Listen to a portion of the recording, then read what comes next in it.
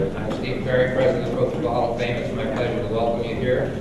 All of us from the Hall of Fame would like to say that we appreciate very much that you come here today to hear this press conference about the Pro Football Hall of Fame's largest single expansion and renovation project in its 47-year history. This expansion obviously is a very, very exciting project.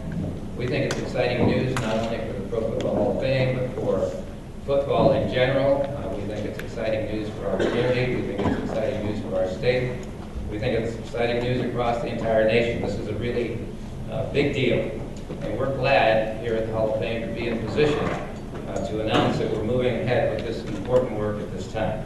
Now let me just start showing a few of these slides. You can see here's the front entrance to our main rotunda building. We're going to be closing that entrance. We're going to be moving that entrance to what is now the exit area. We're going to add in this area of the site the Research and Preservation Center, as well as additional indoor event space.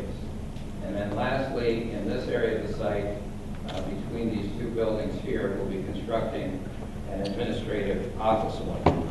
Now let me point out that the driving forces for this project are primarily the fact that we need to significantly enhance the Hall of Fame's capability to provide long-term preservation of the historic documents and artifacts in our collection.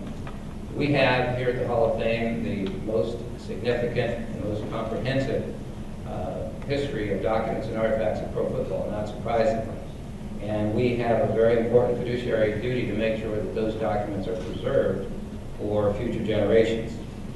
A second part of our driving force for making this expansion is the same reason that we've been enhancing the interior galleries over the last 4 or 5 years, and that is to significantly increase the visitor's experience. We think we have a wonderful Hall of Fame, but you have to keep it fresh. You have to keep adding modern museum display techniques so that when visitors come, they are really impressed and feel that they've seen something of real value.